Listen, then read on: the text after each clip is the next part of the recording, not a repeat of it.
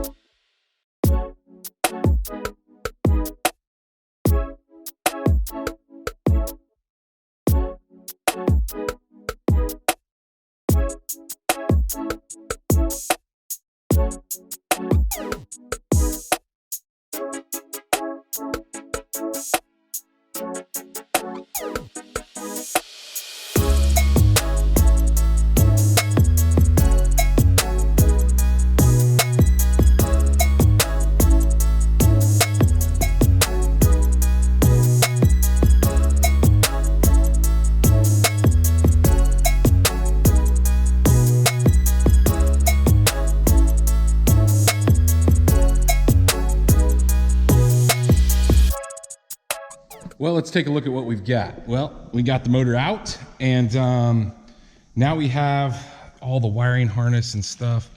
I'm gonna set it back down in here for now, just so it's not. You know what, guys?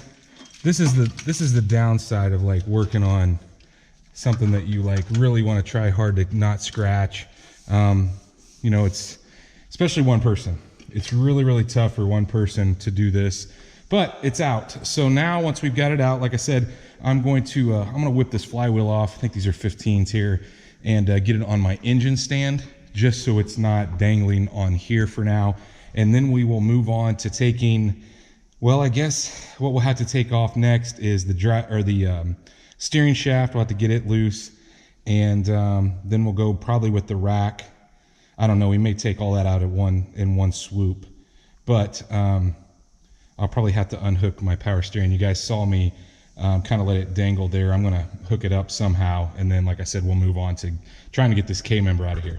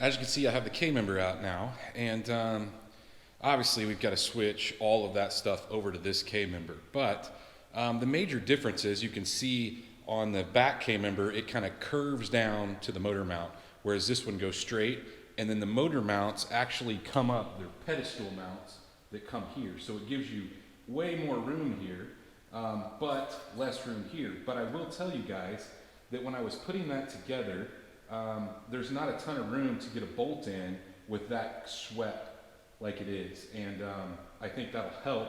I ended up shaving down the washer that goes on the outside to make sure that that fits. So at this point, we really need to get everything swapped over, and then I'm going back and forth on whether I want to put the motor on it, kind of like put this on one of these little wheeling carts and set the motor on it, and then wheel it all in as one unit with the turbos and stuff on it.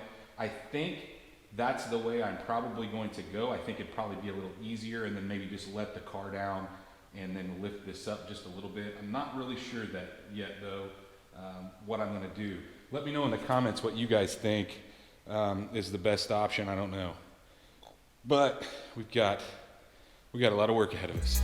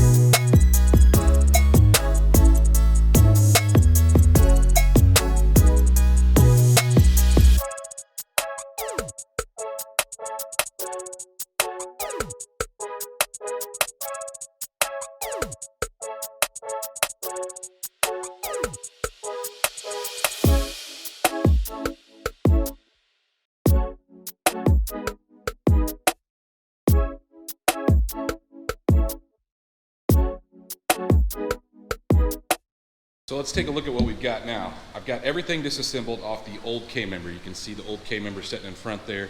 Got everything stacked up. So now what we really need to do is I'm gonna start putting the new K-member together.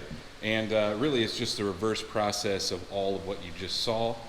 And at that point, once we get all that together, we're gonna have to do some trimming on the car, which I'm bummed out because I did all this paint and it looks really good, but there's some areas that we're gonna have to clearance for the turbos. So I'm not sure whether we'll go to the motor and mess with it next, or we'll start trimming some of those areas. But it sucks to go together and then come back apart and go back together again. But we may have to do this a couple times as far as clearancing stuff.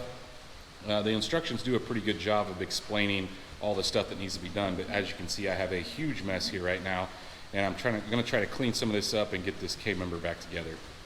So guys, I've got this reassembled, and sorry because the heater's running. It's freezing cold outside. It's kind of chilly in the shop. It won't be running the whole time here, but I did go ahead and reassemble all this, and I haven't completely tightened everything up because I'm gonna do that once it's in the car, but I also think I am going to do this all as one piece. So I think I'm gonna put the motor on here, I'm gonna put the trans on there, and I'm gonna roll it all under the car, and we'll just lift it up when we're ready. So at this point though, I do have that all assembled. Just went back together the exact same way. I didn't show you guys that. Didn't feel like you probably needed to see me reassemble the same way it came apart. And like I said, not everything's tight. We'll do that once it's in the car. But I've got the instructions printed out here, and they're pretty elaborate. There's several pages here, but I'm gonna start going through those at this point now that this is finished. So I'm gonna roll this out of the way. The very first thing it says to do is obviously take the bumper off, the bumper support off, all the plastics, which have been off for a while. But we need to take the hood latch off, which means we need to unhook the piece that goes to the hood. And if you guys didn't catch that video, I actually routed that underneath so it wasn't above the fender when I kind of cleaned up under the hood. And then the other thing we need to do is we need to take the washer bottle out. And then obviously if you had your windshield washer reservoir out here, you need to take it off as well. So we're gonna go ahead and get those two things knocked out, and then we're just gonna kind of start working our way through the list in that book.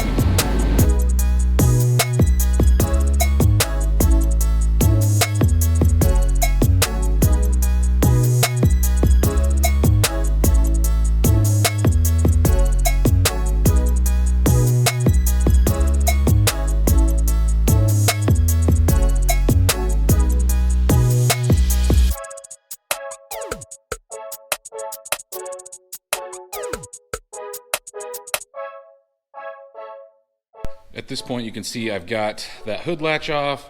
I've got the washer bottle out of the way, or the overflow bottle out of the way. And then I was also, I didn't tell you guys, you have to take the horns off. So that's all on that page. So the next thing that we need to do, obviously you would need to take the exhaust off if you had exhaust, also remove the K-member. And the reason you need to remove the K-member is to obviously replace it with the turbo K-member. But after all that, so we got that out of the way, the next step is to mark and drill your oil pan. Now your oil pan needs to come off, so you're basically doing this with the engine suspended. You can see that they've got it supported in the instructions, but we need to drill a 9/16 hole. Now they're very particular on where you're gonna drill, and I've already marked these, I'll show you, but you're gonna come 1 3/8 down. You're gonna drill right in the center, right above the oil plug. That's on one side. Well, obviously we needed one on the other side, and the other side you come 1 3/8 down. You come 19-30 seconds away from that ridge, so you can kind of see what's going on there, and you drill a 9/16 hole on that side. So I've got it marked, and I actually use my little punch to make a spot there. So I'm going to take this off. I got to take the oil pan off, which means we will have to reseal it. Not a big deal. I was going to flip this thing over to take it off, and check that out. Broke the bolt off that loosens this so it'll spin around. So isn't that awesome? Anyway, we're going to go ahead. I'll show you this other side too. I marked it, and I've got it punched as well. So I'm going to take a 10mm. We're going to get the oil pan off, get it over here somewhere, and see if we can drill those holes.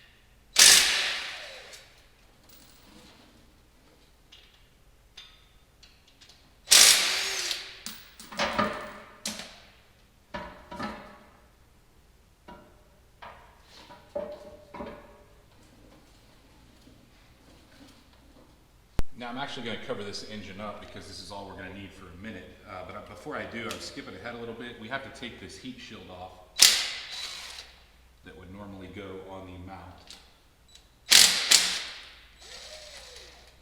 And we need to go ahead and take the mount off as well because we will not be using this particular mount the way this goes on. So I think that's a 13.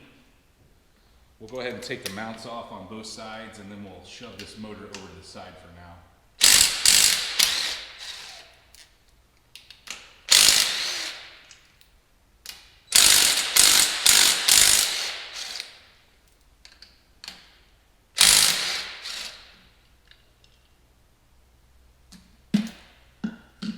So because I'm going to be drilling through the side of the oil pan, I want to make, try to keep it as clean as possible. Obviously you're going to clean it afterwards, but I want to take this little tray out. So like the slosh tray that keeps stuff from sloshing around, I think those are 10mm. We're going to take that out of the way, just clean it up and set it aside, just because areas like that can catch more metal, and to me it's not worth it to risk potentially getting metal in there. So let's just go ahead and take this out, and then we'll turn this thing over. I might even take the sensor that tells you if it's full or if their oil level sensor. I might take it out as well, just to make me feel better about not getting stuff in areas that we don't want to. Now that we've got that out of the middle, the oil level low sensor out, everything's out of it. I'm going to go ahead and drill this. So I'm going to start with a pilot hole, and then we're going to go to, I think, what did I say, a 9/16, I think? Yeah, 9/16. That's a big hole, guys. Look at this. Look at this bit for that hole. That's a big one. So we're going to drill a pilot hole starting on our mark here that I punched, and then we're just going to go from there. So just take your time and try to drill it as straight as possible. So we've got our first one drilled. On to the second. Like I said, this is a monster. So we made a mess, but we've got it. That's hard to drill there because of that offset, but we're good, and now we need to tap it. So what I'm going to do is I am going to tap it. I'm going to thread that piece in, then I'm going to take it to my buddy and have him just tack weld that thing in, just to make me feel better. There's not a whole lot for it to grab once you tap it, so in my opinion, I just want to weld on it. Since I got the pan off, I'm not in a hurry. That's the method I'm going to use. So I'm going to go ahead and flip this thing over. The other one should be a little easier because it's not on a slant like this, and then we'll move on. So as I said, now that we've got both sides done, we do need to tap them. I don't have the tap here, so I'm gonna have to go get one. And then like I said, I'm gonna have my buddy weld it. But the next thing we need to do is we need to take this guy off, just two 10 millimeters here, and we have to drill and tap it as well. So I'm gonna go ahead and get it out of the way, and we just have to drill through the top here, and we're gonna have to tap it also. But it's an 11/32 drill bit, and then we're gonna tap it to an eighth inch NPT thread. So I don't have that thread. I don't have a ton of taps and dies. So generally what I do is as I need them, I buy them. I probably need to buy a whole kit, but we're gonna get this off, drill it, and then we'll be completely done with the oil pan. Like I said, I'm gonna go ahead and tap these. I'll do that off camera, take it to my buddy, have him weld it. So the next thing you guys see on this will be it all back together. On this one, I don't really see the sense in welding it. There's no good spot really to do that. Now he might want to do that while he's welding the other, but we'll just have to see. And then I think at that point we're done with the oil pan. Actually, we are done with the oil pan after this, and we'll move on back to the car.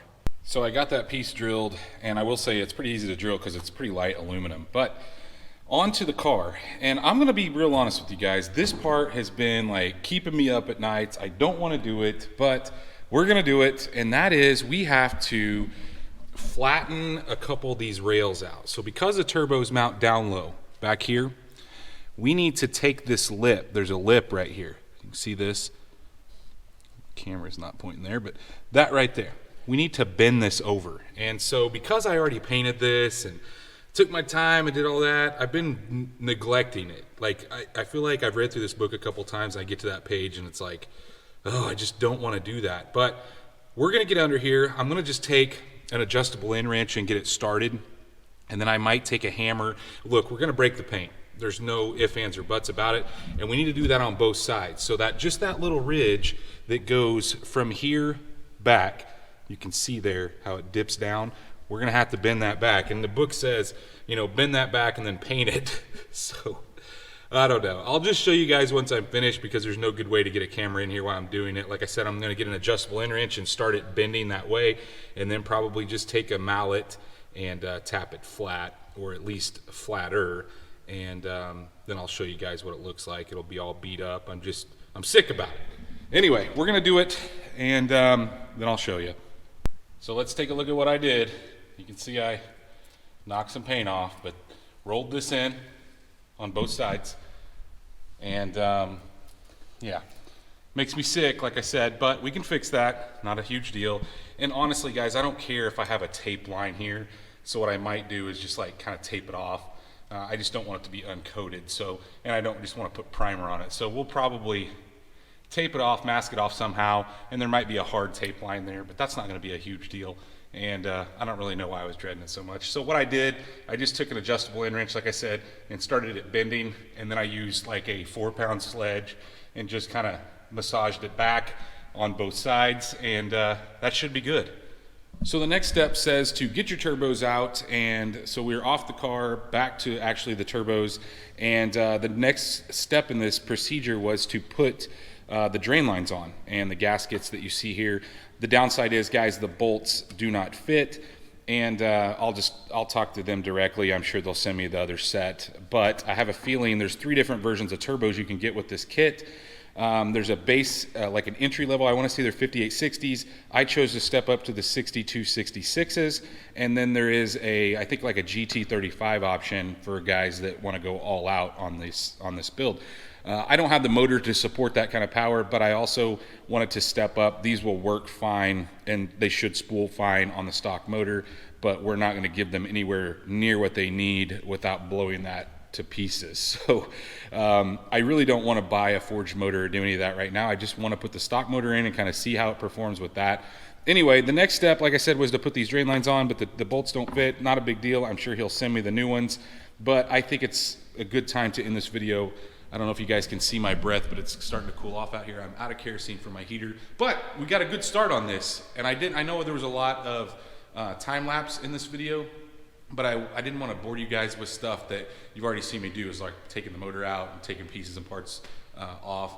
As I go through going forward, though, there won't be as much time lapse because This will all be stuff that I want to show you guys as I go through this process. So got a long road ahead of us, but this car, I want this car to run this year. I know there's been a lot of people that say I haven't finished anything, but hey, look, we got the green truck done, and we're making progress on other stuff. There's just a lot going on out here, but every time I look at this thing, I'm glad it's out here now. It makes me sad to see that it's been down this long. I want to drive this thing again. So if you guys enjoyed this video, if you're enjoying this build, if you're excited to be back on the Trans Am, go down there and hit that thumbs up button. If you are not subscribed, guys, you got to get down there, get subscribed, make sure you ring that bell icon that notifies you every time we drop a new video, and stay tuned to see the progress on this Trans Am.